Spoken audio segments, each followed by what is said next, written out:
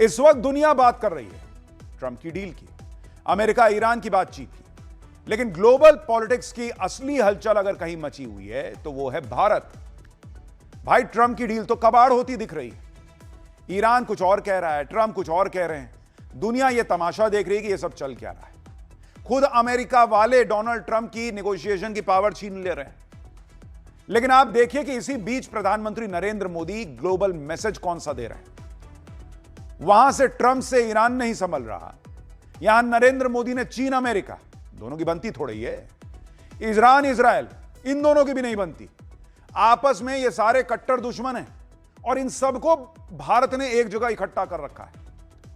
और सिर्फ इकट्ठा नहीं किया है बॉस, इनसे डील पे डील हो रही है। यानी नरेंद्र मोदी वो काम कर रहे हैं जो दुनिया में कोई सोच भी नहीं सकता। ग्लोबल पॉलिटिक्स का पूरा नैरेटिव भारत चेंज कर रहा है। नरेंद्र मोदी ने भारत की डिप्लोमेसी को फिर उसी ट्रैक पर दौड़ा दिया है जिस ट्रैक पर युद्ध से पहले भारत चल रहा था। आप देखिए कि उस ब्रिक्स के देश भी यहां भारत में हैं, जिस ब्रिक्स के नाम से ट्रंप चिढ़ जाते थे। लेकिन मोदी चीन से क्या डील कर रहे हैं कि वहां अमेरिका जो डील करने के लिए आया हुआ है यहां पर, उसके पसीने छूट रहे हैं। ईरान इजराइल से क्या डील कर रहे हैं। ट्रंप की डील कहां फंस गई है। खुद अमेरिका की संसद में ट्रंप की कैसे छीछा लेदर हो गई है। इतनी छीछा लेदर कि ट्रंप तमतमाए हुए हैं। आज आपको यह सब देखना चाहिए। साथ ही नरेंद्र मोदी एक तरफ भारत के लिए ग्लोबल नैरेटिव सेट कर रहे हैं, भारत की ग्लोबल पॉलिटिक्स के सेंटर में लेकर आ रहे हैं।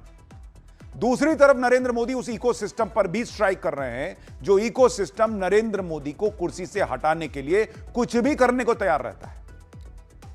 जैसे नरेंद्र मोदी ने वो पाकिस्तान के तरफ जाने वाला भारत वाला पानी रोक दिया था और पाकिस्तान आज भी छटपटा रहा है, वैसे ही ये जो इकोसिस्टम है उसकी तरफ जो पैसा बहता था बॉस, नरेंद्र मोदी ने ऐसा फैसला लिया कि वो पैसा बहना रुक गया। इकोसिस्टम की कमर टूट जाएगी इस फैसले से। और इसीलिए भारत से लेकर विदेश तक में वो कौन सा फैसला है मोदी का जिस पर बवाल मचा हुआ है वो भी आपको दिखाऊंगा। लेकिन पहले इस सब का एक छोटा सा ट्रेलर देखिए।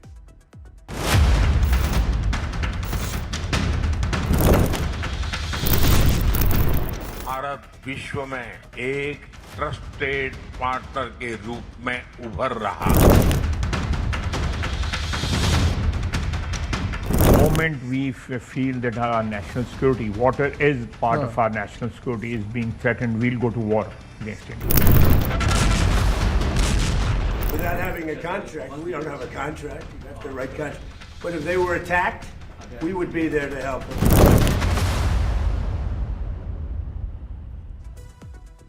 देखिए, अभी कुछ महीने पहले तक डोनाल्ड ट्रंप ब्रिक्स को लेकर बड़ी बड़ी धमकियां देते थे। ट्रंप ब्रिक्स का नाम लेकर धमकाते थे कि ये करो या ये ना करो। लेकिन आज की डेट में ट्रंप की ऐसी हालत हो रखी है कि ट्रंप का कोई लोड नहीं ले रहा, और कम से कम भारत तो नहीं ले रहा। यहां जिसको नैरेटिव बनाना है कि मोदी सरेंडर कर दिए, मोदी डर गए, उनके बोलने से और जो हो रहा है उसको देखने से बहुत फर्क दिखता है बॉस। क्योंकि नरेंद्र मोदी बिल्कुल भी ट्रंप का और अमेरिका का लोड लेते नहीं दिखते। और आप देखिए कि पहले ट्रंप को सामने बैठाकर मुंह पे सुनाया था, अब ब्रिक्स देशों की मीटिंग से तगड़ा मैसेज दिया। भारत में ब्रिक्स देशों के एनएसए की मीटिंग चल रही थी। पीएम मोदी इस मीटिंग में पहुंच गए, वहां ग्रुप फोटो खिंचवाई। देखिए बॉस, जियो पॉलिटिक्स में कुछ भी ऐसे ही नहीं होता। इस फोटो का मतलब है 1-to-1 मुलाकात हुई है चीन के साथ। और इस मीटिंग को लेकर नरेंद्र मोदी ने जो मैसेज दिया उसने ट्रंप के लोगों में हड़कंप मचा दिया। वो लोग जो यहां भारत से अमेरिका और भारत का जो समझौता होना है, जो डील होनी है, उसके लिए आए हुए हैं। पीएम मोदी ने अमेरिका को मैसेज दे दिया बॉस कि बदलते वैश्विक हालात में ब्रिक्स की भूमिका बहुत इंपॉर्टेंट है। पीएम मोदी ने आतंकवाद, साइबर सुरक्षा, ब्रिक्स देशों के बीच सुरक्षा सहयोग पर आज जोर दिया। उन्होंने कहा कि भारत की अध्यक्षता ग्लोबल साउथ की प्राथमिकताओं का समर्थन करने और एक सुरक्षित समावेशी दुनिया के निर्माण में योगदान देने का प्रयास करेंगे। यानी पीएम मोदी ने एक ही मीटिंग से दो काम निपटाए। एक तो ब्रिक्स की भूमिका को अहम बताकर ट्रंप को मैसेज दे दिया कि तुमको जितना पैर पटकना है पटको, हम ब्रिक्स से पीछे नहीं हट रहे। और दूसरा, ब्रिक्स के मंच से आतंकवाद का मुद्दा उठाकर चीन को भी इशारों में संदेश दे दिया कि पाकिस्तान के आतंकवाद पर जीरो टॉलरेंस था और वो जारी रहेगा। इसके अलावा ट्रंप और अमेरिका के लिए बड़ा मैसेज यह भी है कि पीएम मोदी ने ब्रिक्स की बैठक में अलग से चीन के विदेश मंत्री वांग यी से 1-to-1 मुलाकात की है बॉस। इस मुलाकात की जो डिटेल आई है, देखिए वो तस्वीरें आपको दिखा रहा हूं। इसका मतलब है अमेरिका के कान खड़े हो जाएंगे वहां से जो खबरें आ रही हैं इस मुलाकात से। चीन के विदेश मंत्री की तरफ से बताया गया कि मुलाकात के दौरान पीएम मोदी ने शी जिनपिंग तक अपनी शुभकामनाएं पहुंचाने के लिए कहा। पीएम मोदी ने कहा कि मौजूदा हालात में यह जरूरी है कि दोनों देश अपनी पारंपरिक दोस्ती को आगे बढ़ाएं। दोनों देश हाई लेवल बातचीत और सहयोग को जारी रखें, ग्लोबल साउथ के हितों को सुरक्षित करें। भारत चीन के साथ मिलकर ब्रिक्स के सहयोग को आगे बढ़ाने के लिए तैयार है। यानी चीन के साथ पीएम मोदी की जो बात हुई और जिस तरह से पीएम मोदी ने ब्रिक्स के बारे में बात की, उससे ट्रंप और अमेरिका को आग लगनी तय है, क्योंकि ट्रंप तो ब्रिक्स के बिल्कुल खिलाफ। ट्रंप और या कहिए अमेरिका और चीन की बनती नहीं। ट्रंप अभी चीन गए थे, वहां अपनी बेइज्जती करा के लौटे थे। उसके बावजूद जिस समय अमेरिका का एक दल यहां डील करने के लिए बैठा हुआ है, नरेंद्र मोदी अगर ब्रिक्स का सम्मेलन कर रहे हैं, चीन के विदेश मंत्री से मिल रहे हैं, वो बेसिकली उस डील करने आए अमेरिकी लोगों को भी एक मैसेज है कि या तो कायदे से भारत से डील करो, नहीं तो हमारा तो मामला सेट है, हमको फर्क नहीं पड़ता। नेगोशिएटिंग पावर जो भारत की है अमेरिका के साथ, उसको और मजबूत कर रहे हैं नरेंद्र मोदी इस एक एक तस्वीर से। ऐसे ही जाके फोटो नहीं खिंचाए हैं, ऐसे ही जाके विदेश मंत्री चीन के जो हैं उनसे नहीं मिलनी है। यह सब भारत का कद, भारत का स्टैंड और अमेरिका के लिए मैसेज सब है। और वो तब है जब ट्रंप ब्रिक्स को कोसते रहे हैं हमेशा से। सुनिए ट्रंप क्या कहते थे। I told anybody wants to be in BRICS, that's fine, but we're going to put tariffs on your nation. Everybody dropped out. They're all dropping out of BRICS. BRICS was an attack on the dollar.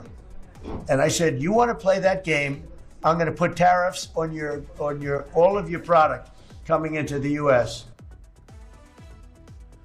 तो यहां कुछ लोग कहते हैं कि नरेंद्र मोदी जो है वो ट्रंप से घबराते हैं। अगर ट्रंप से घबराते, अमेरिका से घबराते, तो अमेरिका से डील करने के वक्त यहां ब्रिक्स की मीटिंग करते, वहां जाके फोटो खिंचवा रहे होते। देखिए ट्रंप के नखरे अब कोई बर्दाश्त ना करने वाला।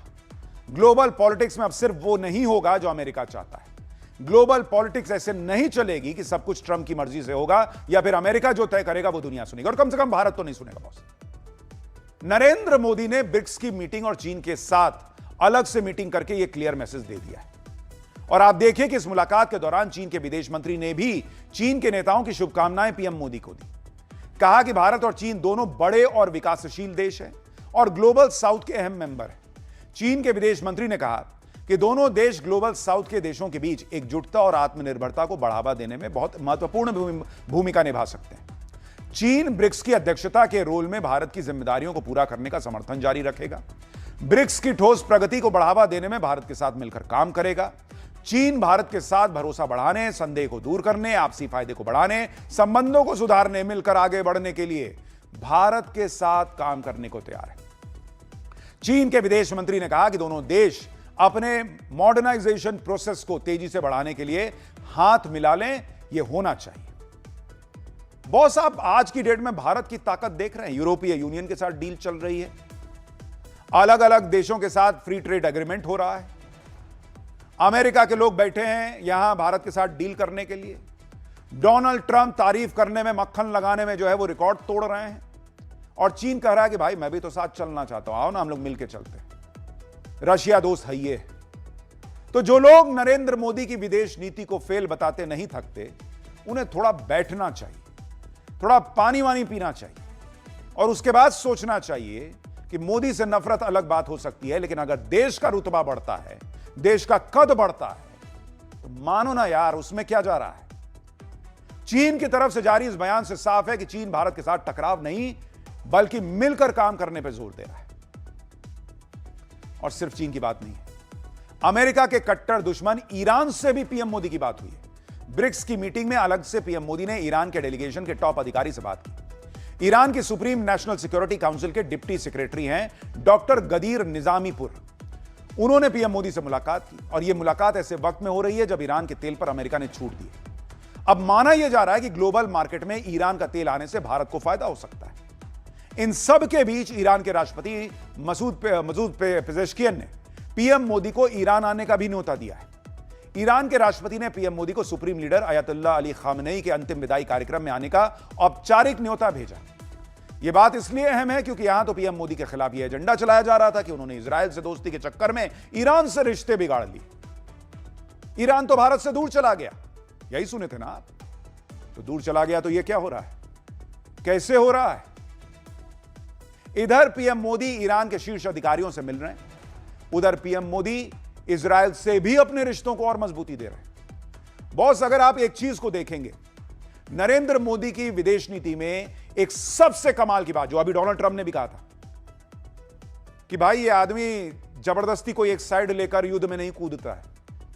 ये भारत की उन्होंने पहचान बना दी है कि अमेरिका से डील कर रहे हैं, चीन से भी बातचीत चल रही है, ईरान से अगर हमको जो करना है, दोस्ती करनी है, तेल खरीदना है, जो करना है वो कर रहे हैं, लेकिन इजरायल से भी बातचीत चल रही है। ईरान और इजरायल कट्टर दुश्मन है, मुंह नहीं देखना चाहते एक दूसरे का, लेकिन भारत दोनों के साथ डील कर रहा है। आप देखिए कि रक्षा मंत्री राजनाथ सिंह इजरायल के रक्षा मंत्रालय के डायरेक्टर जनरल से मिले हैं। कब? जब ईरान के लोगों से प्रधानमंत्री मिल रहे हैं। एक ही दिन, एक ही जगह, दिल्ली में सब हो रहा है। इसमें भारत और इजरायल के बीच रक्षा सहयोग बढ़ाने पर बातचीत हुई। इस मुलाकात में यह चर्चा हुई कि कैसे भारत और इजरायल मिलकर डिफेंस के क्षेत्र में काम कर सकते हैं, कैसे ज्वाइंट प्रोडक्शन पर और काम हो सकता है। यह सोमवार को मुलाकात हुई। तो आप सोचिए किस तरह से जो रिश्ते बैलेंस करके चलना होता है, वो आज की डेट में भारत कर पा रहा है। डिफेंस में तो भारत का जलवा पूरी दुनिया देख रही है, क्योंकि इस मामले में भारत की ताकत आप देखिए कि जिन गल्फ कंट्रीज को ईरान वॉर में अमेरिका नहीं बचा पाया था, अमेरिका जिन्हें डिफेंस की गारंटी देता रह गया था,